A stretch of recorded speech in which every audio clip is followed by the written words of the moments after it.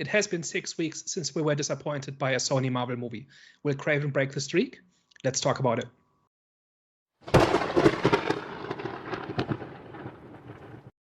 Hello, everyone. Welcome back. We are back, the Eye of the Storm podcast. So today we'll be discussing or debating Kraven the Hunter.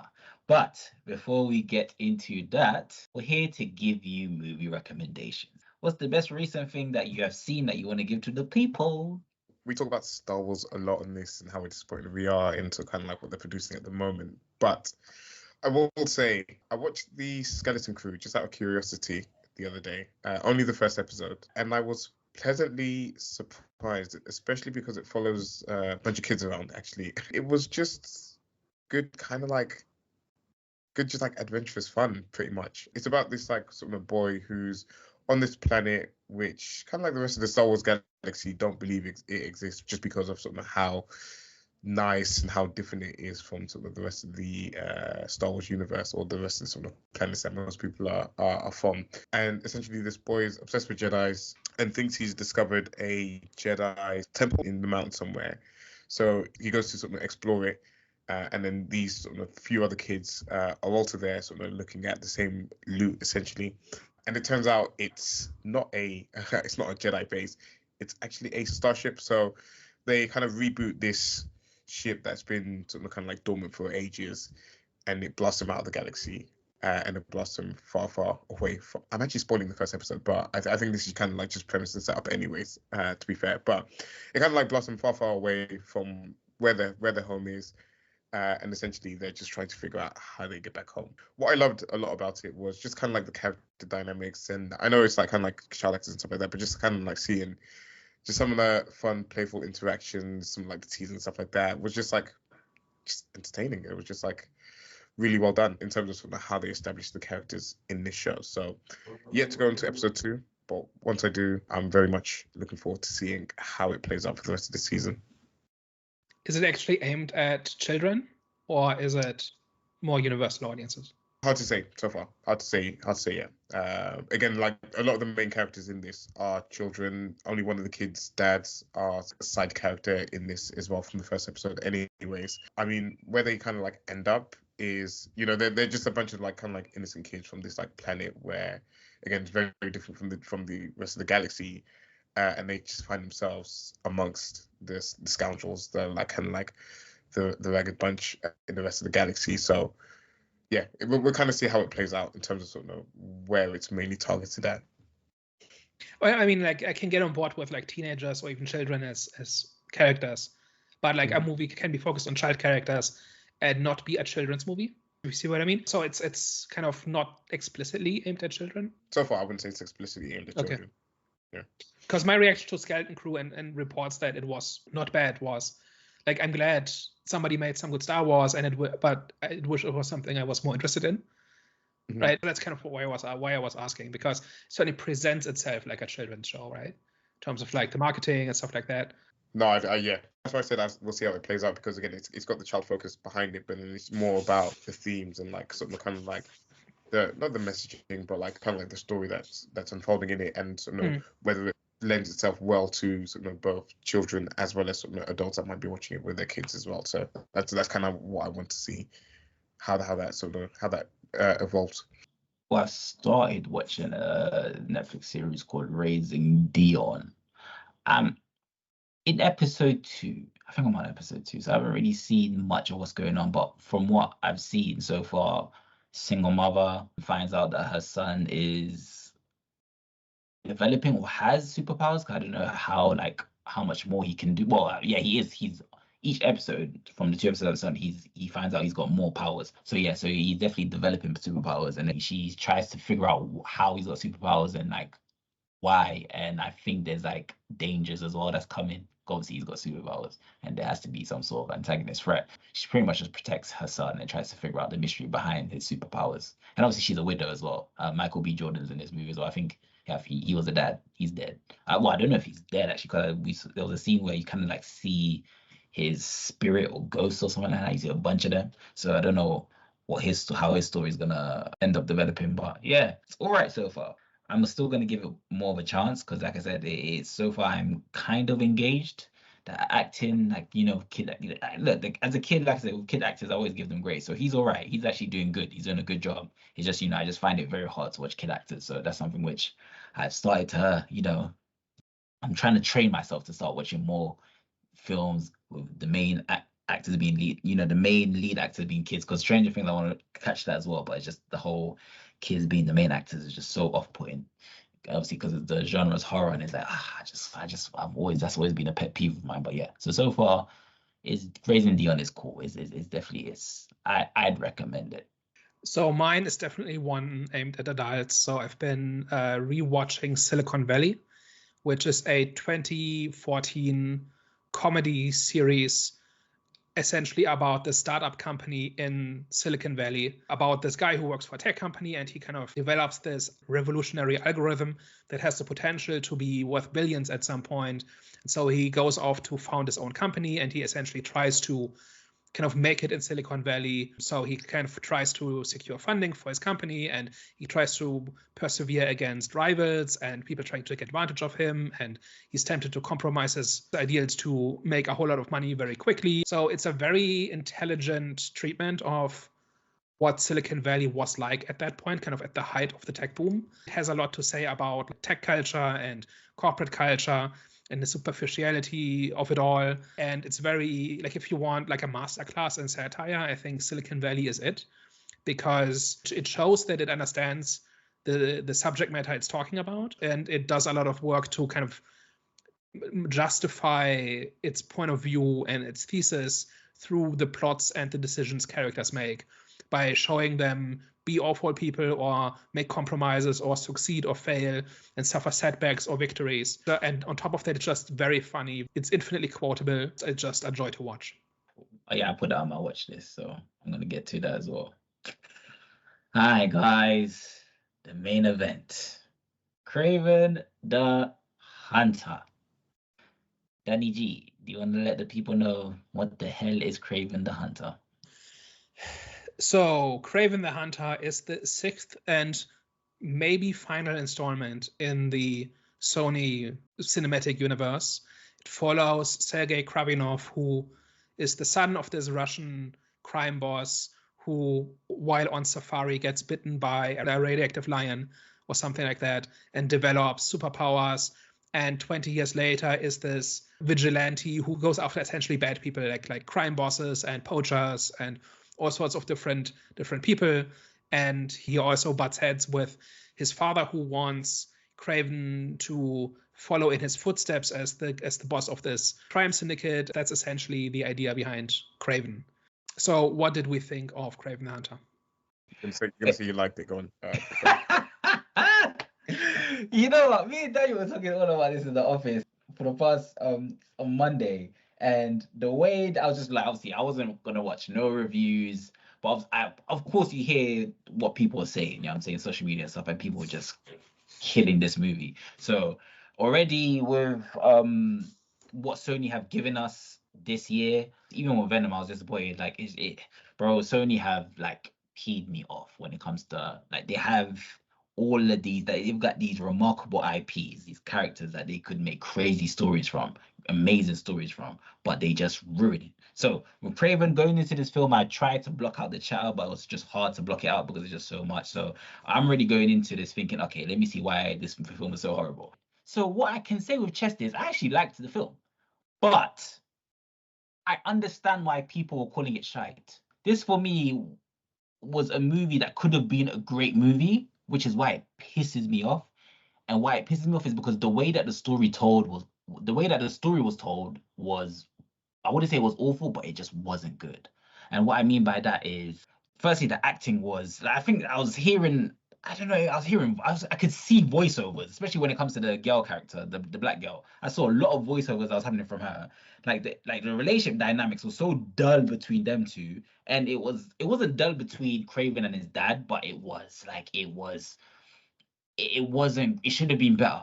what stood out for me and why I think I actually liked the film was, number one, the action scenes were probably one of the best action scenes I've seen from a Sony movie this year. Number two was the kind of storyline and the relationship dynamic between the brother's character, so Kraven's brother's character, because I was invested to see how his story was going to end up, like what was going to happen in his journey. Those type of storylines are my type of storylines. That's why I think I liked it as well. And obviously the action scenes for me were really good. Like I was definitely immersed with the action scenes. However, like I said, just the way that the story was told, unfortunately, it just felt inconsistent, man. It felt like they were jumping into parts of the story.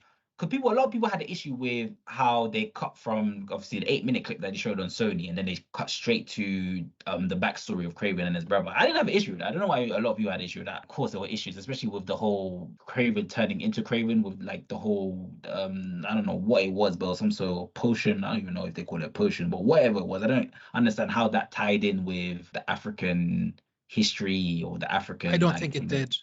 It was, yeah, so that just felt like a filler. I didn't like that was nonsense. But so there was a lot of things which just Sony garbage. However, one thing I did think that they got right was just like the itty-gritty, the violence, and like I said, the whole storyline between Kraven, the dad, and the brother, but mainly because of the brother story. If there wasn't the brother story and it was just Kraven and the dad and let's say Kraven's brother was like Kraven, then I think I wouldn't have liked the movie at all. I think that it would have been caca. But I think the brother story made me that's why I'm pissed off. I'm like, yo, you lot actually had a great setup, a great storyline for me. Just the way that you guys told it wasn't great. It really wasn't great. That's why I'm definitely, if there's a sequel, I want there to be a sequel, but I want them to fix up. I really want them to like just don't make the same mistakes they made with the first one. Just fix up when it comes to the second one, because I'm invested in how Kraven and his brother is going to turn out. But yeah, actually, I liked the film. I understand why people are saying it was shite.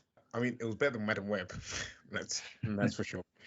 I mean, even that's an extremely low bar. I think, like you, I was kind of hoping to like the movie, especially when we got the Spider-Man game, whether it was this year or last year, and they had Kraven in that. And the way he was portrayed, it was like quite interesting. It wasn't like fully fleshed out, but it was like, okay, this is my first introduction to sort of Kraven as a character.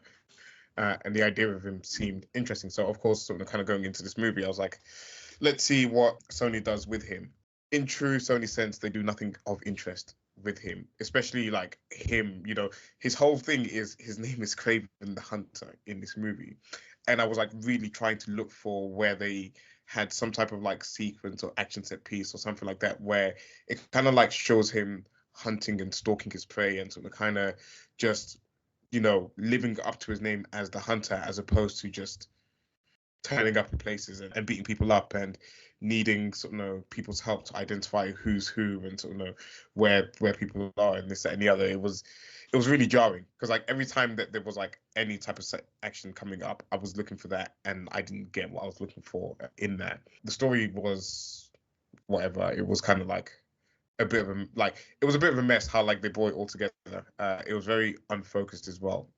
In terms of, again, you had like the father and the brother storyline, which was probably the most interesting one that sort of they probably should have focused a lot more on, but they convoluted it with the whole, you know, him being a vigilante, kind of going after people, as well as sort of this whole like Rhino subplot that they had going on, mixed with kind of like whatever else. Like the movie kind of just didn't have any specific focus. So again, like you said, it just kind of felt like we were kind of jumping from one thing to another without really any clear direction as to sort of where the movie was going or what the movie sort of wanted to be about, essentially. And then again, you had a lot of kind of like useless, redundant characters. I think what was the girl's name, like Calypso or whatever her name was. Like, and I feel bad to kind of like rag on her, but like there really wasn't anything of interest sort of there or anything sort of done interestingly with her character. Rhino was like somewhat cool and his dad was cool, but again, it just didn't come together well enough for me in this. And probably the biggest sin and the most annoying thing is that nothing was really explained in this movie in terms of like the vial, where that came from, what it really did for him, what powers he actually really had in this. It was just kind of, he just moves like an animal and sort of is super strong or whatever. Even like the character like the foreigner, who just kind of again was like a big redundant character, was in there. Power set wasn't really explained. Was he like super fast? Was he slowing down time? It's not really clear what he was doing, and it's not really clear the purpose of him in the story, or like why he was needed to be in addition to this. So overall, it was more Sony crap, more just kind of all over the place movie with, you know, a story that's incoherent, you know, not written well, not handled well, and yeah, nothing more to say than that.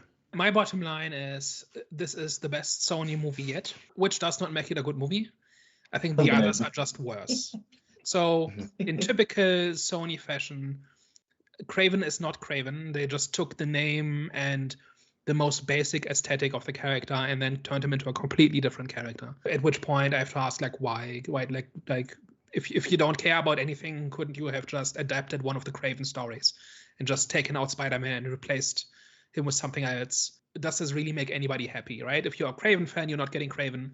If you're not a Kraven fan, then why does the name recognition have appeal to you? I just don't get that decision-making process at all. I think there are good pieces in here, like the opening sequence, which are the 8 minutes that were put out before the launch of the movie, where Kraven infiltrates a Russian prison, assassinates somebody, and then escapes.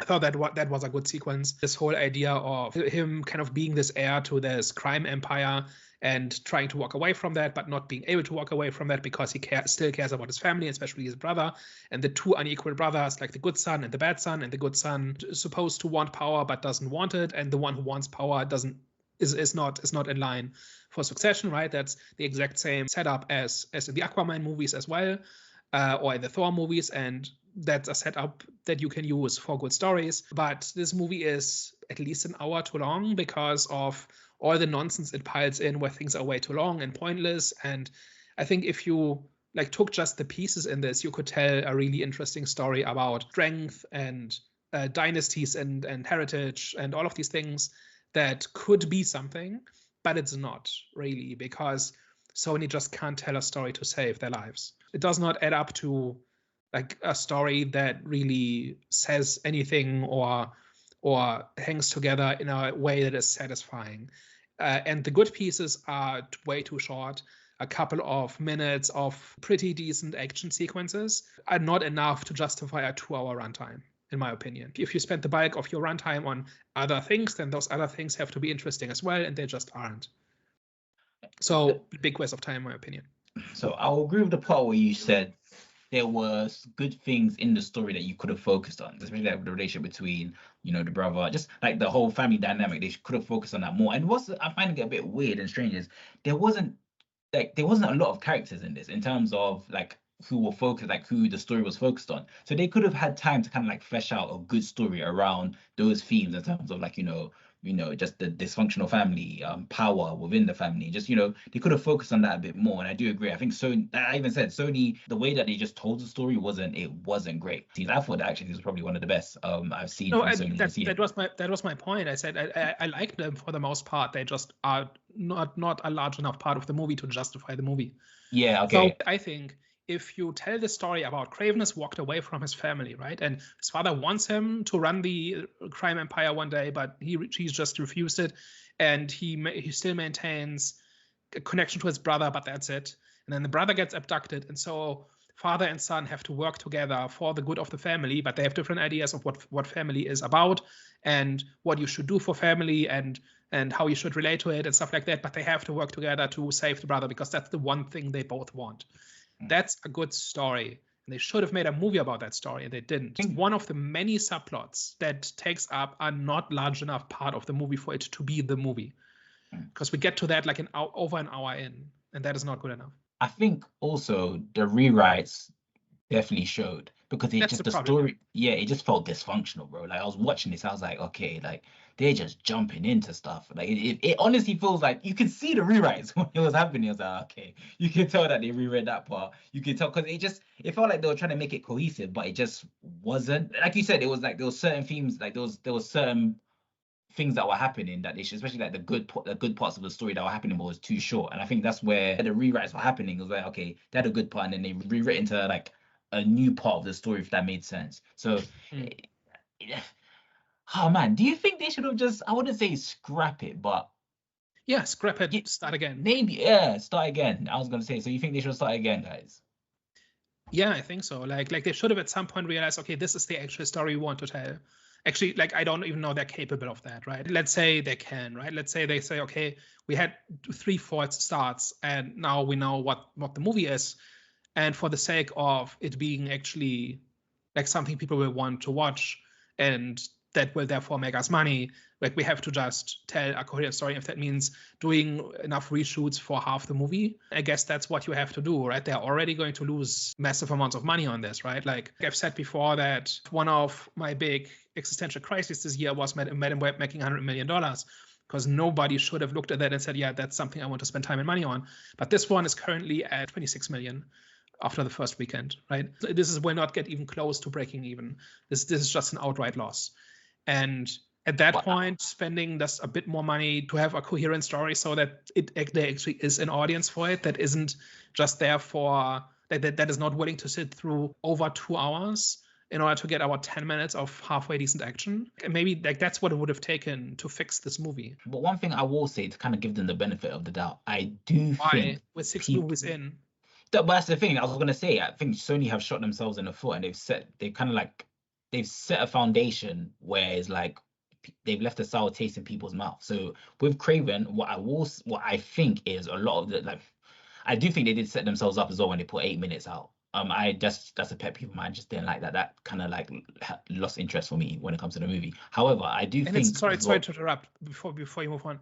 It's very telling that those are the good 8 minutes, right? Like this is very much like giving the first 3 episodes of a season to critics, and then from season 4 onward, the quality takes a nosedive, right? This is very calculated, right? They made enough good movie to do this because on paper, this is a strategy that suggests they have confidence in the movie because they're putting out such a large chunk of it. Like you can't fake a full 8 minutes, right?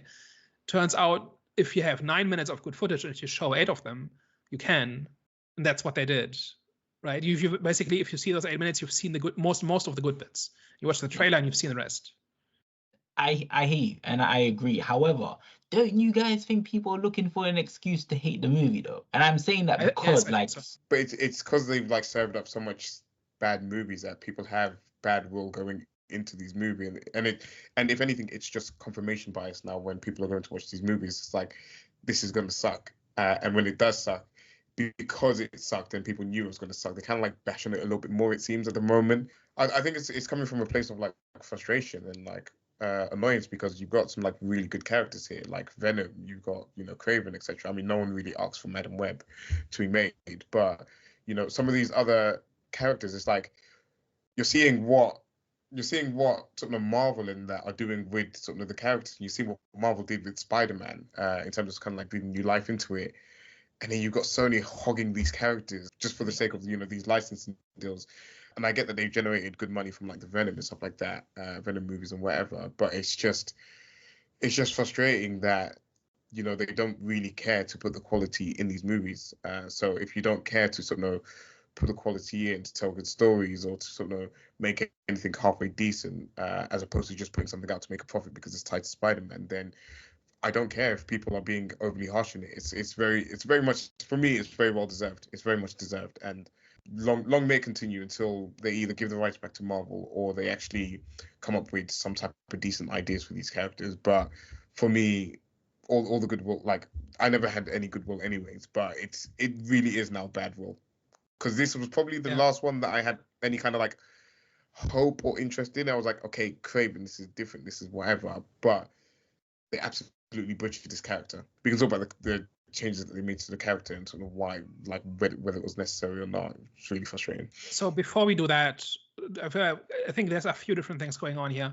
One of them is that there are 6 movies in, and so they have no excuse. They should know what they're doing at this point, right? In addition, the outrage industrial complex is in full swing, and I think it's completely decoupled from the actual movie. If you just look at your feed and see the Kraven reviews coming in for the past couple of days, it's all acting as if this was the biggest garbage fire ever made.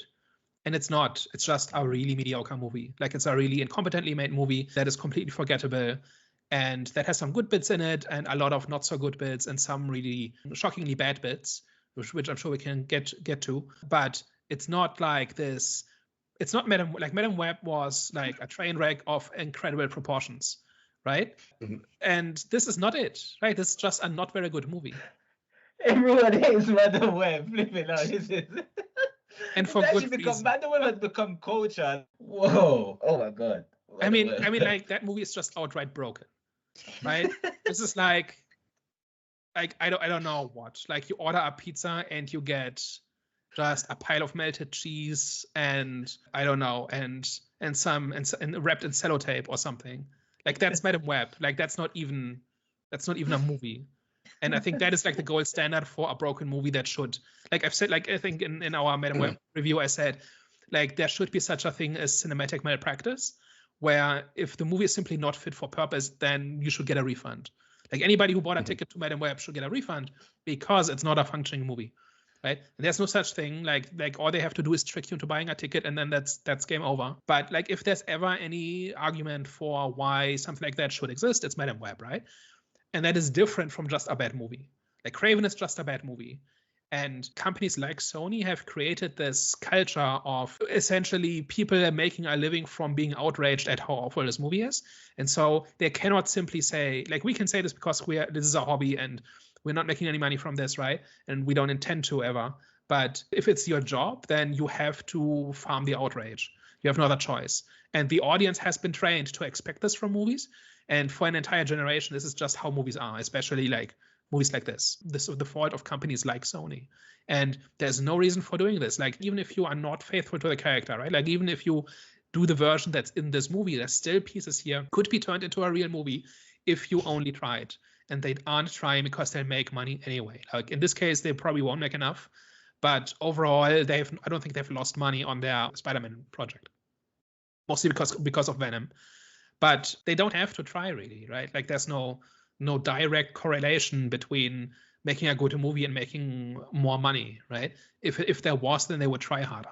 That's kind of my thing with how the reception of this movie has gone down.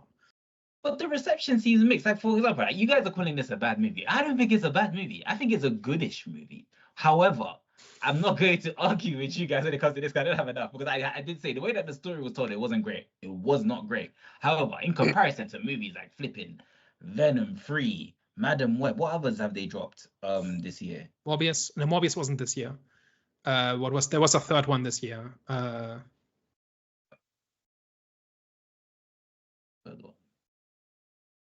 Venom Web was February this year. Venom was October. Kraven was December. So okay, cool. Okay, so not even this year, but their previous projects, I can't even remember Morbius. So out of everything that they've dropped, right, this was the best one. I'm saying the best one. So. I understand, and I get you're saying that just because it's the best one, it doesn't mean it's good. I understand that, but for me, it was good because I do think, like, even though, you know, I understand the story makes a movie, I do agree, but there were things from the movie, like I said, there were parts in the story, as well as great action, which doesn't make this a bad movie. Like, there's been other movies that are like Venom 3, which the story wasn't even great, and the action wasn't even that great. The action wasn't even enough, and the story wasn't even that great either. So it's like, but that's been the way that Venom's reception seems better than Kraven, which I'm finding a bit baffling, and I don't get how. So I think Venom has built up goodwill over the course of 2 movies that at least worked, right? Kraven is just a new one. Nobody's really all that invested in Kraven. If you're invested in Kraven, then you're probably in the comic book version, which you didn't get here anyway, and that's one more thing to complain about. So here's the thing, right? Like, we can go down the list of other things that are not great and broken and whatever, but like, just as an example, we get this 20-minute flashback sequence, and I'm not against flashbacks, right? But it's just, you could have just had a scene in this movie where he talks about he went on safari with his parents and he almost died, and when he came back to life, he had these animal powers. That's all that happens in those 20 movies. Not much more. Like, and like, the one other thing that's maybe worth mentioning from that entire sequence is the expectations of the father towards the sons, and that comes through in other scenes. So that's already 20 minutes wasted. And then a bunch of more stuff happens, and he meets Calypso, and he just meets her, right? Like, he says he can track everybody, and that's how he found her, but we don't really see him trying to find her. He just shows up at the funeral, right? And they then have this exposition scene where they recap everything that's happened in the last 30 minutes of the movie, where he just retells the entire story again to her. And the purpose of him tracking her down is that he is the perfect hunter who can track anybody anywhere, and so he needs her to find some people for him so he can kill them. Do you see the contradiction? This was part of my problem. This is part of my problem in terms of like him not living up to his name in this movie, was that he kept having to go to people to help him track people down in this thing. And as I was watching it, I was kind of thinking of the Batman movie with Robert Pattinson in terms of like how that played out, of him sort of kind of being a bit more of a detective in that movie, and sort of him having to like kind of put the clues together and things like that. And of course he had like Jim Gordon as a partner who he was kind of like unfolding the mystery with. And I was like, you could have had something along some of those lines of, even, you know, if you wanted to change his character to sort of be a little bit more animal loving or whatever, you're in this world where there's like these like fantastical people, like you've got people like Rhino in this and people like the Foreigner. So you could have had an ultimate bad guy who maybe wasn't an animal, but was, I don't know, some type of like super powered being or whatever that he needed to track down, and that was like his like kind of like long game. And that's the Spider-Man story, where he has hunted every other big game in Africa, and now he goes to New York to hunt Spider-Man. The final hunt, basically. Yeah. And you could have even tied it in with sort of the whole like father plot, like you said, in terms of like him and his father having to go and sort of kind of like uncover the thing together or whatever. But that's everything that was missing in the story, was like him actually being a hunter and like him tracking down, like using clues, tracking things down, finding things out about people, being like showing him to be like clever and showing that, you know, everything that he's learned from his father. And again, you have like that dynamic in terms of like his father's kind of like taught him a lot of what he knows, but again, he wants to kind of go against his father and this and the other, and there's like, you know, some interesting conflict that can come from that as well. But it just wasn't there in this movie at all. We never see him track anybody down, right? We skip right to the point where he has found them. Like, I actually kind of like the whole thing where he tracks down this poacher in London, and he pins the guy to the wall with the crossbow, and then he leaves and the door closes and there's a second guy stuck to the door. Mm-hmm. That was probably my favorite shot in the movie, because that was kind of clever. And that works in the sense of like you don't really need to show him hunting those two specifically that well, but somebody like there needed to be like the end goal in terms of like, I need to find this person and I need to use all of the skills that I have and this name of the hunter that everyone calls me by. I need to use that to sort of know to find this person, and it just it was just lacking. It was lacking. Related to that is Calypso, right? Who is completely pointless in this. Like she's like four things at once, and none of them really matter, right? She's a high-powered London lawyer who is connected to kind of the seedier parts of high society, right? And she's supposed to be kind of his into that world, but he already runs in those circles. And then she's also this African mystic. Never mind that tarot is not African, right? Like, could you not have, like, give me 5 minutes on Wikipedia, I can find some kind of African divination tradition that they can use instead of tarot, right? Never mind that. It's just lazy, right? It's not, my only complaint about that is that it's lazy. And then she's this super archer who defeats the bad guy in the end. Or Kraven. And that comes out of nowhere. That's not part of the character. Like, I think there's a line that says something like she used to do archery for sport or something. She was pretty good at it. But then it turns out she's this master. Like, there's nothing wrong with that. Just make it part of her character, make it part of her story. It's just all jumbled and messy, and like they don't commit to anything. And maybe each of those versions at one point was in part of the movie, but it's not in this version. So, like, I think you can probably cut her from the movie and you have the same movie. That's what I was gonna say. I felt like they did her dirty because she just felt like a filler character. Mm-hmm. 4 filler characters. Yeah, especially with the whole, when I saw that crossbow scene, my reaction in that cinema, I was like, what the flip? And then I was like, no. And even there was one scene where she got dressed, which I know that's I might be nitpicking, yeah, but remember the scene where I think she saw, I don't know what she saw, I think she saw an explosion or something, and then she got dressed in like superhero attire. I was like, wait. Yeah, I think she watches Kraven lose the fight against the poachers, right, or against the mercenaries. Yeah. So she puts on that outfit. I don't remember where she gets it from or how or why she wears it.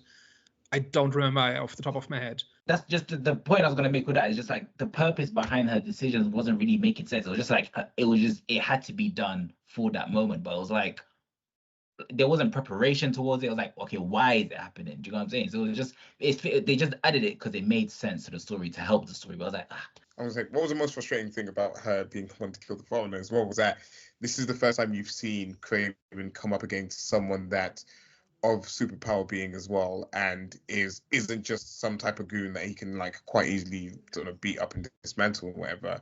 And it's like, okay, he's facing some type of adversity in this situation. How does he overcome it? And he doesn't. Like he gets saved by this girl. So it's like, okay, why do I care about Kraven? Like why? Like what is it about Kraven that's meant to sort of make me super invested and make me sort of make him the protagonist that I want to see for, you know, multiple movies? And it's just like, you know, they failed in multiple places, in my opinion. And if the point was that he has to work together with somebody and trust somebody, as opposed to going it alone all the time, and that is how he wins in the end, maybe make that the story. Right? Like I don't really care that she's a good archer. Just make it part of her character, and make it part of the story why she's there and why she's important.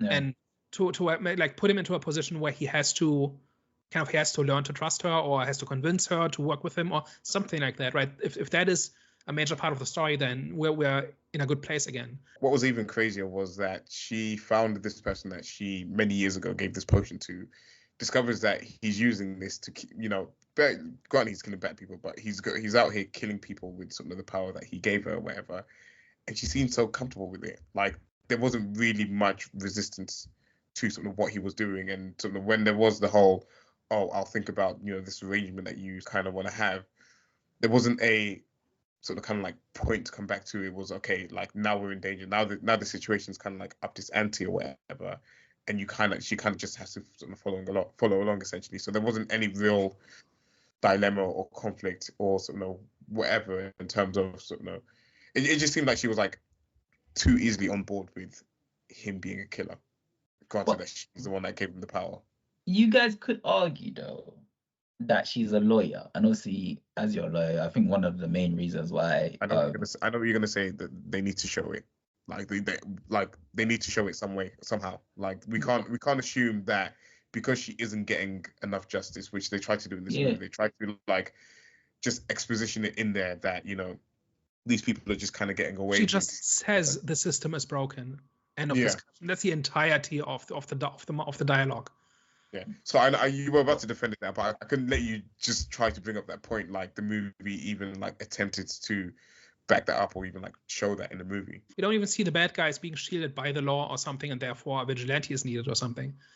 Like you could do that too. Like superheroes have worked with lawyers in the past, and the dynamic is essentially, well, I've taken the law as far as I can. It's not enough, so somebody needs to work outside the law to do this, and that not even that is here.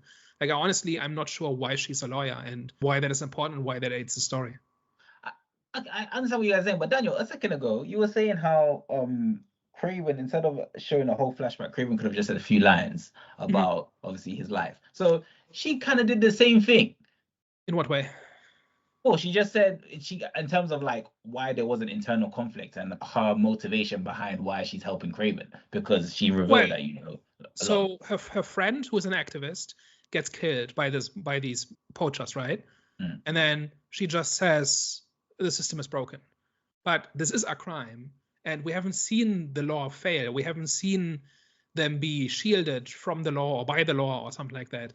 We have like there's a difference between show and tell, right? Apparently, the person that was responsible for it or behind it was this drug lord that was in this prison anyways, in like whatever place. So he did it as a thank you to the girl, though. Remember, she saved his life. So, and I saw that in terms of like showing that the law is broken, is that this guy's in prison, but he's in prison in a different country or whatever like that. So it's like, okay, like I don't know, like I don't know what we were kind of like meant to get from something like him being the person responsible, as opposed instead of just like the cool action scene that we got at the start of the movie. So basically, like this comes down to the difference between showing and telling, right? Like she's just telling us that the law is broken, but instead of showing us what happens because the law is broken, right? Just simply somebody committing a crime does not show that the law is broken, right? like the law would be broken if she tries to go through official channels, right, and tries to do it the above board way, and that is just doomed from the start, right? This is like what we get in a lot of Batman stories, where you simply cannot go after the guilty because the system is that corrupt, right? And we do not see this here. Like, we just get one line where she outright says at the camera that the law is broken or the system is broken. And so we don't even bother trying, but we've not seen this. And that's the difference between showing and telling. What I said before was, if we want to communicate to the audience what Kraven's background is and why he does what he does, then we can do that in a couple of lines of dialogue in which he talks to somebody, could be Calypso, could be somebody else, where he just explains his motivation, where he says, this is what I'm doing this, or this is why I have to do this or something. You can craft a scene that accomplishes something in the plot that along the way tells us what Kraven's background is. So spending 20 minutes or something like that of screen time on something that could be explained in 1 or 2 sentences organically within the plot is just a waste of time. And so that was my complaint earlier. And that is the difference. Like, we do not need to see, like, have her try to file charges and she gets buried in paperwork or something like that, something that shows that there's no point doing this. And so somebody else has to do something. That would be a better way of doing that. And that would maybe have given her some semblance of a motivation. But then the question would be, does that hang together with the themes of the movie?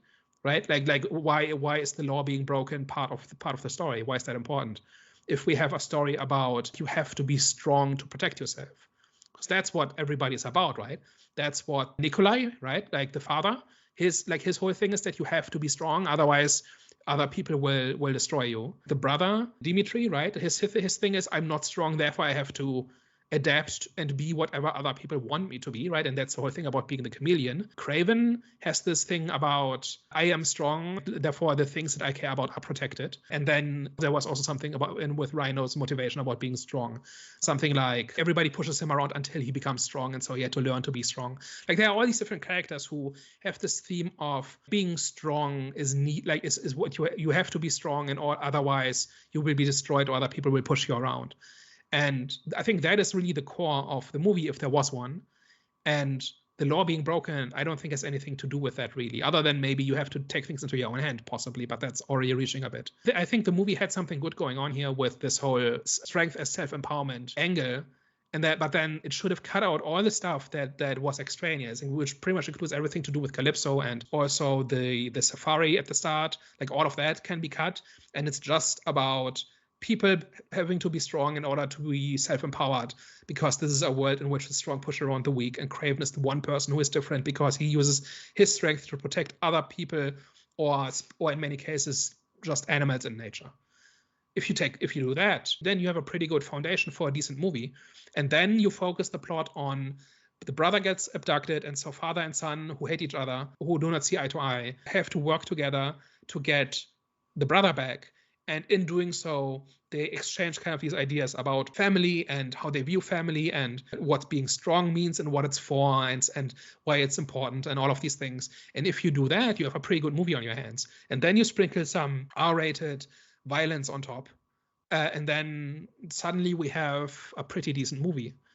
So it's not difficult, I don't think. And that is kind of why I said it's one of the better Sony movies, because the other Sony movies did not really have this foundation. I think Morbius had some decent things going on there, and we've talked about that in the past. But like at least the last Venom movie had nothing going on at all. Madam Web was a complete wreck that was like stitched together from the corpse of 6 different movies, like even worse than this one. But this movie was the one that actually had something interesting going on. It just, like, I don't know the production history of this. I don't know how many iterations it went through, like how many different scripts it went through, but it looks a lot like they accidentally had a good foundation for an interesting story and didn't realize it. And so they didn't know what was important in their movie and what wasn't.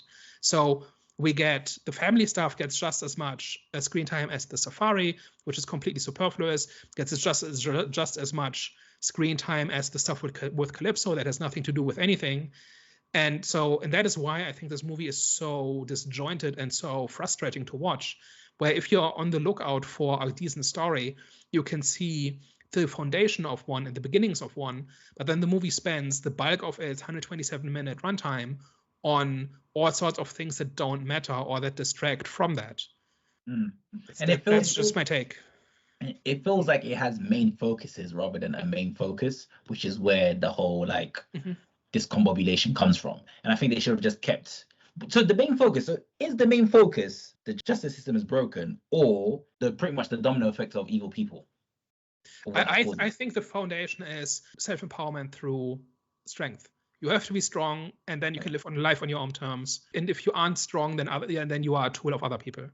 Like I went through like the 5 different characters that have that as their central theme, and I think that is ultimately what the movie could be about if it wanted to. Like the system being broken, not a major part, right? That just basically justifies why Kraven has to go after the bad guys.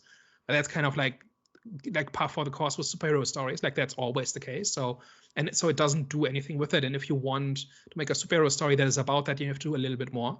Right, then now you're being compared to like Batman Begins and stuff like that, and you have to try a little bit harder to be convincing. So yeah, I think this is about being strong enough to live life on your own terms. It seems like with the other themes, they tried to make it kind of like fit in with this, but it felt, it kind of felt like 3 short films mixed in one. At least, yeah.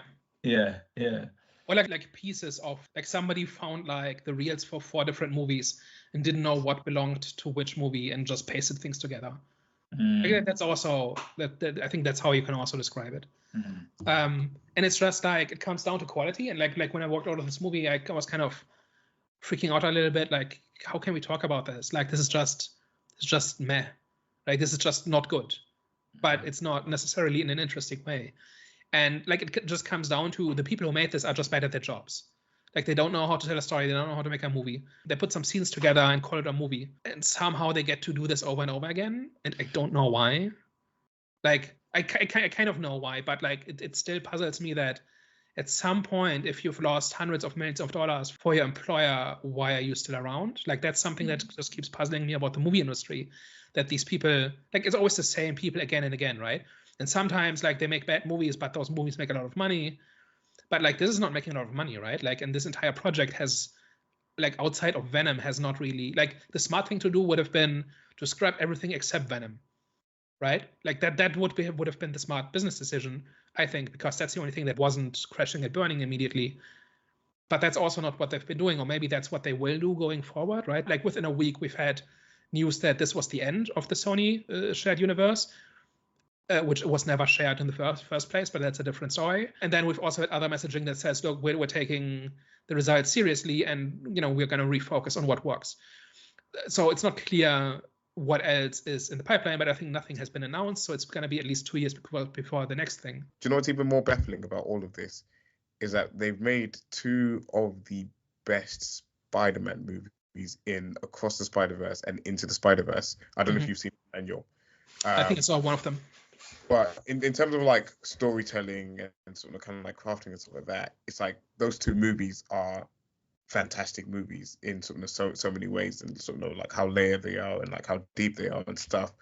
And it's like, how can you get it so right on the animation side, but everything live action, you're bombing? Like everything live action just seems to be in this whatever like production hell where like everything seems to be going wrong with those movies. Probably different people, like different departments, and they probably don't talk to each other, would be my guess. But it's all under Sony. That's the thing. It's like Sony. Yeah, but these are big companies. They have different departments and different, reporting chains. You would think though, like if you see like, because at the end of the day, they're making movies and they're sort of kind of like telling stories. One's just animated and one's live action, and it's like if you're constantly getting sort of negative feedback on the movies that you're making on the live action side, and on this side, you're being praised to the high heavens in terms of like the story that you're telling over here. It's like, would you not look to kind of bridge that gap as an exec? You would think, how can we bridge the gap and make sort of what's working over here? How can we translate that to sort of our live action stuff as well? Is my thoughts. It's like, that would be the most logical thing. Is like there has to be some type of communication. Someone has to be speaking. But then you can ask the same question about, how can the Marvel people not take the Lucasfilm people aside and give them some pointers on how to run Star Wars? Right? It's the same company ultimately. It's the same company but different entity, because like this is still Spider-Man. This is still like, I know it's like not part of their like sort of their Spider-Man villain whatever like universe that they're doing, but it's still in the same like kind of like Spider-Man, like Spider-Verse universe essentially. So it really depends on what the company culture is like, and Yeah. maybe there's office politics going on that means they can't talk to each other or don't want to or whatever. Or I would also question whether the Sony people like understand that these are bad movies. Not entirely sure. Like maybe they realize this and they just say, look, we can just like the company is so dysfunctional, this is the best we can do. Like the executives keep giving us these notes that we have to follow, and we realize they make the movie worse, but we have no choice, right? We're not in charge. That's also possible, but I'm not entirely sure that, or like on a story level, they understand what's wrong, because it's always the same thing, right? Like, and this is like really basic stuff, just trying to say, okay, this is the theme of our movie, and this is how the theme is reflected in these characters, and this is how that plays out in the conflict, and there's a resolution at the end that has a thesis about like a thing that takes a side in the conflict or whatever. Like these pieces are not, this is basically like, or it's basically an algorithm, right? You can basically do this in your sleep if you know what you're doing and if you've done this before, and they just won't. I generally am confused about how this stuff happens, right? Because from the outside, looking at the final product, it seems so obvious that this is broken and this is not how stories are supposed to function. And I don't know what like creative choice or restriction they have that prevents them from telling a coherent story. I don't know, like if they start off with, okay, we have to use his characters because that's who we have the rights for. We have a story we want to tell, but we have to do it with Kraven because because it has to be a recognizable IP. Like I can understand that, but then even within that constraint, they still make all the wrong choices, right? Like this is not like a nitpicking about I would have wanted a Kraven movie to be something else, right? I have no opinion about Kraven as a character, right? And I'm actually kind of okay with this whole idea of like the version that's actually portrayed in this, I'm actually okay with if he was in a story that actually worked, right? Like if that was actually coherent and worked towards some kind of point instead of having all these disjointed components that don't talk to each other. It's puzzling, right? My question then would be, is it our fault? Because this stuff does keep making money overall, right? Like people still show up. I wouldn't say, well, I mean, outside of Madam Web, and sort of Venom, what's really made them any money really? I mean, they've been panned critically, so sort of. I don't think Madam Web even made the money, you know. Madam Web lost a whole bunch, so $100 million budget, 102 million at the box office, so that's over 100 million lost. Venom 3 made them approximately 170 million by my numbers. Then we have Morbius, which broke even. Like I have this at minus 32 million. So with licensing and streaming and Blu-rays and whatever, that probably is slightly in the green. What else have we got? Venom 2 made 230 million profit. So overall, this thing made the money. And the only thing that's really terrible is Madam Web and now Kraven.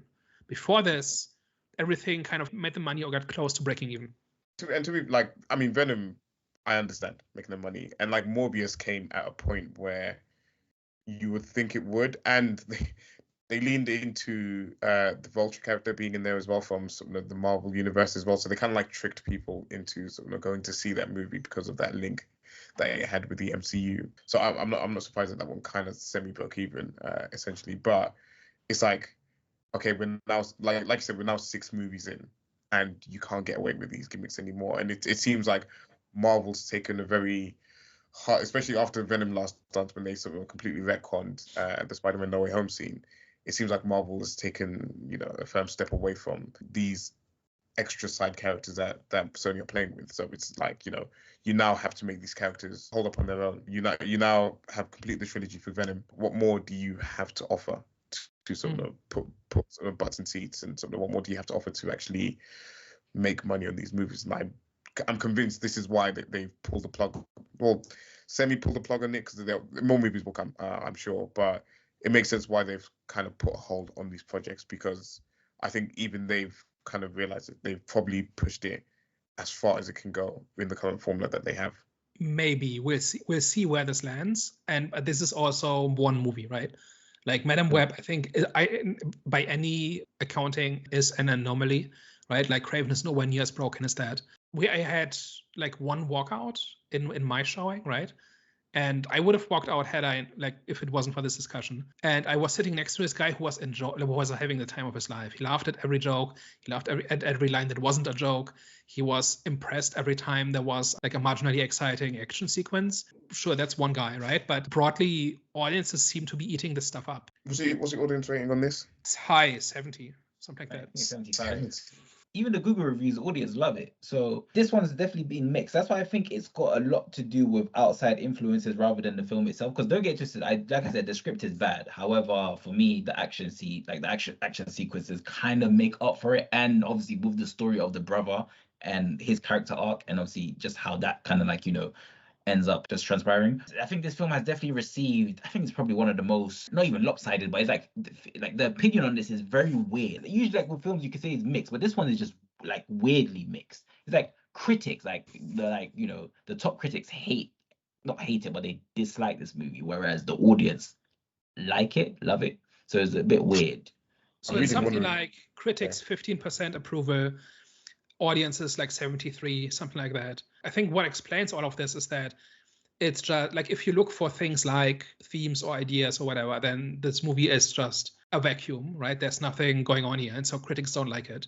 And it's like a mass-produced studio movie that has no soul or anything really to really get excited about, and so and that all contributes to critics not liking it. Audiences generally approve of it because anybody who's still showing up is probably really into this stuff. Whereas general audiences probably have checked out, and that is why it only made 25 million in the first week. I think general audiences have moved on, and the people still showing up are the hardcore fans, and the hardcore fans will give it a positive rating no matter what. But at the same time, you have the outrage industrial complex on YouTube and other places where people are complaining about the movie because it's a movie that came out and not because of anything specific. They would say the same thing about any other movie, probably. And the criticism doesn't seem to be in proportion to what's actually in the movie. Like, I've not watched very many of them because I've gotten really tired of them.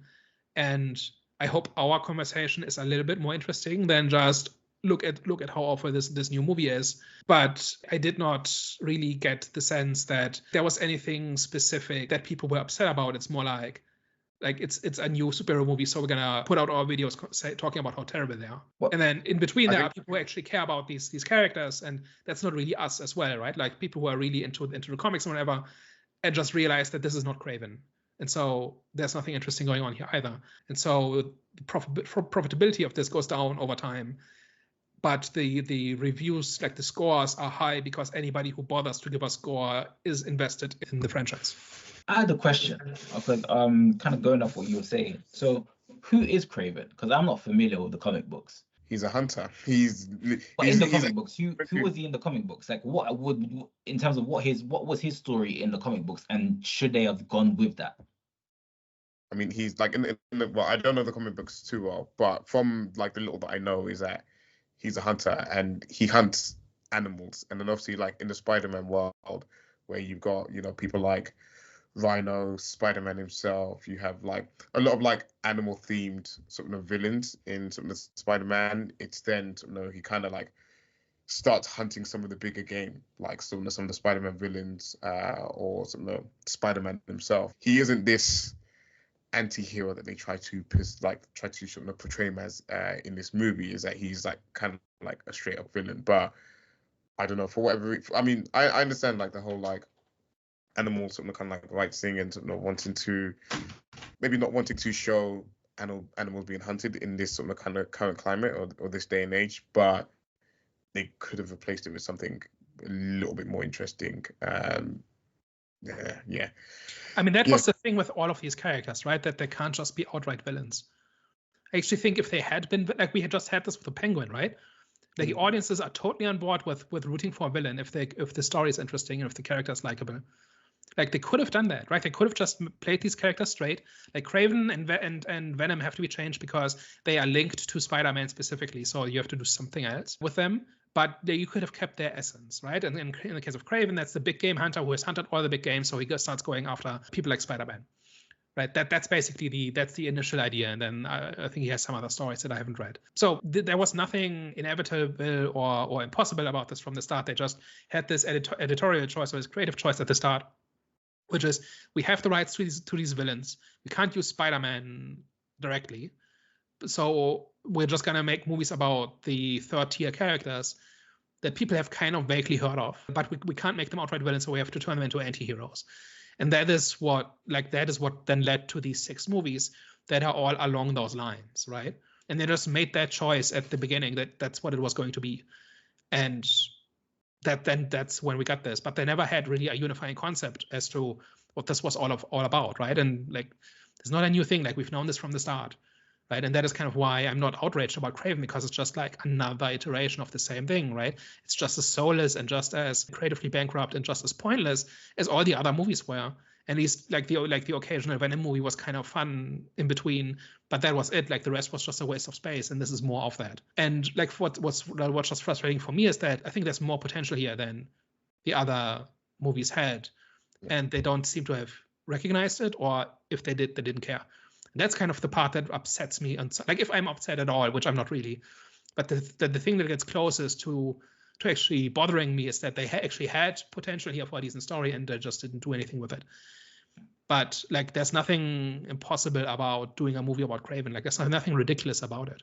What was confusing about this character as well was that he like shunned what his dad was doing in his dad's operation and kind of like walked away from it. So it's like, how was he financing everything? And like, these are small details which were like bothering me when I was watching the movie, because you're hiring a plane and you have like crews and this and the other are flying in and out of like different countries. You're flying back and forth, but you've shunned your father's operation. So if it was just like you have cash to do like certain things or whatever like that, maybe you jump on an airline or whatever like that, okay, that's fine. You don't really need to explain that. But he has a whole plane that he's using to kind of go back and forth and escape sort of from prison with. And his whole like kind of like change at the end, where again he's all about protecting animals, but then his kind of like final gift from his father was that lion, that sort of kind of like spiritual lion that gave him his powers, that he turned into a jacket, and he kind of embraced it and like kind of like awkwardly sat in that seat or whatever like that, in his more comic book accurate sort of costume. And there's a bit like, where did that come from? Because you've just been out here like killing all of these people that have been hunting all of these animals or whatever, and now you're wearing one as a jacket on you that was a trophy from your dad. And it's just like, okay, like there's some inconsistencies in this in the character which didn't make sense to me. Yeah, it's just this, right? Just key jangling in front of the audience, saying, hey, you know that image of the vest, right? You know him sitting on that throne-like thing wearing the vest, right? Or the brother being the chameleon. No point to it whatsoever, right? But it's something you recognize. And you're supposed to go, yeah, like I recognize this. This is a reference to something I know, and that is supposed to be it. I didn't pick up on any character moment like at the end where something had actually changed for Kraven, right? Like he's killed his father, right? And then kind of, I guess by implication, like the brother formally takes over the crime syndicate, and then he just takes the best because it's the last gift from his father. Like, I don't think any of that adds up to anything. It's just, we want to end up at this point where he resembles a comic character, which is something that's been done before in these movies and also superhero shows, where at the end you get something that resembles what you know from the comics. But then it's over and we don't actually get to see that version. Not that this version is necessarily dead. But I don't think there was anything there other than here's some familiar images. We can maybe put in the trailer, or we can put in the marketing, or to dupe people into thinking that this was about something. So I think one thing we can all agree on, that it was a badly told story. Yeah. Well. I know you guys gave the action a bit of a pass in this movie, but I don't think I was really that impressed with anything that was kind of going on. It was okay. It was all right. Oh wow! I'm surprised you guys didn't. Maybe like the car chase scene, like, and then when he like lapels the helicopter, that was probably like the most engaging one. But like the rest of it was not that great. And then when it actually came to the moment where he had to fight someone that also had like superpower beings in terms of like the foreigner, and he isn't the one to overcome it, it was like, okay, like there's nothing great there. Wow. I think unless anyone else has anything else to say, I think we should go to our sports. I'm glad it's over for now. I'm glad they're putting us out of our misery for now and not releasing any more of these movies. This was frustratingly bad. Again, I do agree that there was elements of it that could have worked if they sort of kind of like narrowed in on it and focused on it a little bit more. But ultimately, I didn't get what I came for in this movie. And especially like, I know I mentioned it before, especially the part of him being a hunter and like that being the thing about him, and we actually don't see him doing much of that. It was just a bit like, okay, like what's like honestly, what was the point of all of that? So I will give this a 3 out of 10. This was not a great movie at all. It didn't tick any of my boxes at all. So in terms of like storytelling, characters, I don't really care for action too tough, but like even action wasn't that great in here. But it just didn't tick any of my boxes. So for that reason, I give it a 3 out of 10. For me, even though it was a discombobulated told story, I like the film, man. I'll say it was goodish, and I do want to see a Kraven 2. I just want them to fix up.